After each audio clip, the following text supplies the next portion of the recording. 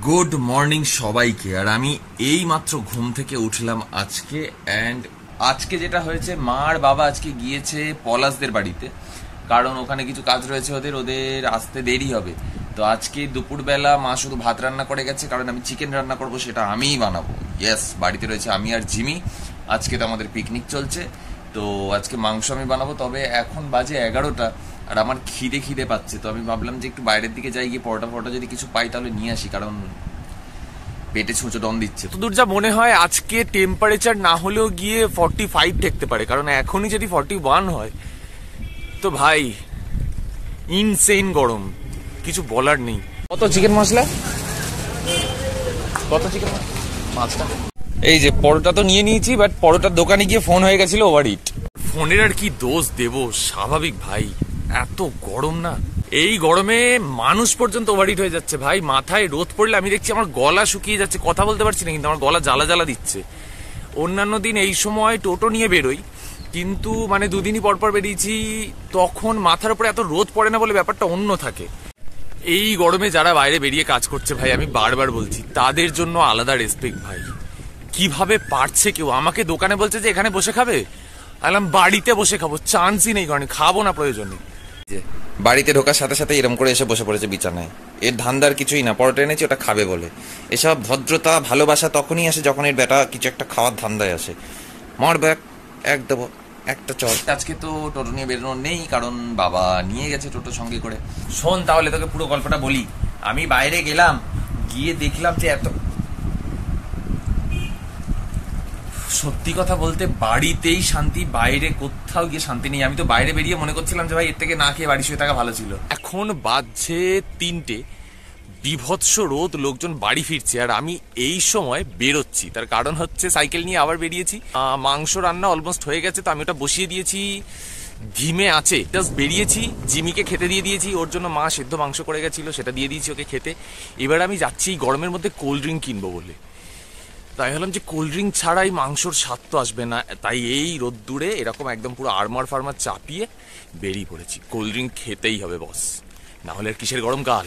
রাস্তাঘাট দেখো পুরো খাঁ খাঁ করছে, মানে রোদ্দুরের কারণে না, মানে লোকজন বেরোয়নি, অবস্থা দেখো। দোকান ফোকান সব বন্ধ করে দিয়েছে। আমার মুখ কিন্তু অলরেডি জ্বালা দেওয়া শুরু হয়ে গিয়েছে, মানে ভাবো গরমটা জাস্ট। কালকে যা ট্যান ফ্যান তুলেছিলাম, আজকে আবার ট্যান পড়ে গেল। বেকার ট্যান তুললাম ভাই, একদিন বেরোনোর সাথে সাথে ঠ্যাং তুলে ট্যান পড়ে গেল।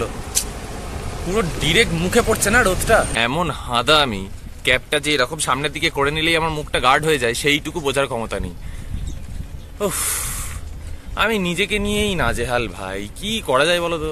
আমার মনে হয় এই গরমে বাচ্চাদের জন্য ফ্রিজে বেশ ভালো ভালো কোল্ড ড্রিঙ্ক স্টোর করা উচিত, আর বড়দের জন্য চাইলে বিয়ার।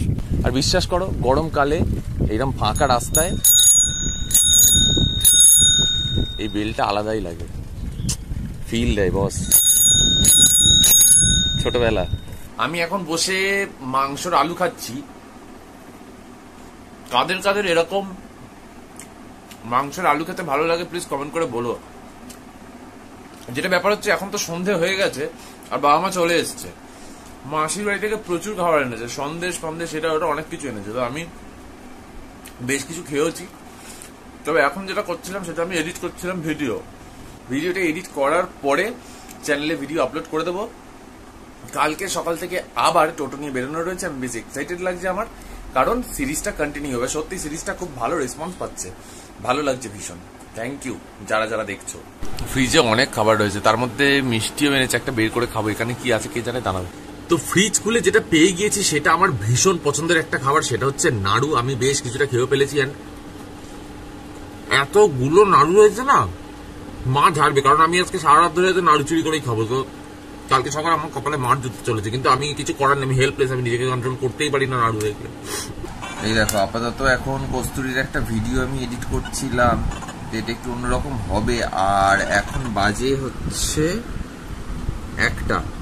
তো এডিট করতে করতেই তো মোটামুটি রাত কভার হয়ে গেল। মাঝখানে কি করেছিলাম, আমার একটু এনার্জি ডাউন লাগছিল, আর এই গরমে সত্যি অস্বস্তি হচ্ছে, তো আমি একটু শুয়ে পড়েছিলাম। আর শোয়ার সাথে সাথে চোখ জুড়ে একেবারে ঘুম। তো ঘুম থেকে উঠে আমি দেখলাম ভিডিও তো তখন আমার এডিট করা কমপ্লিট হয়নি, ইমিডিয়েট বসে এডিট করলাম।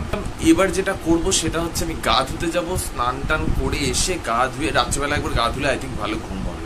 সেটা করে অল্প কিছু খাবো অ্যান্ড ঘুমবো, কারণ কালকে সকাল থেকে আবার ফের একটা ব্যস্ত দিন আসতে চলেছে। তো আজকে দিনটা ভালোই কাটলো, বেশ ছুটি ছুটি একটা ব্যাপার থাকলো। আর হ্যাঁ, যেটা বড় কথা সেটা হচ্ছে যে আমি ফাইনালি ডিসাইড করেছি যে আমার চ্যানেলের নামটা আমি চেঞ্জ করব।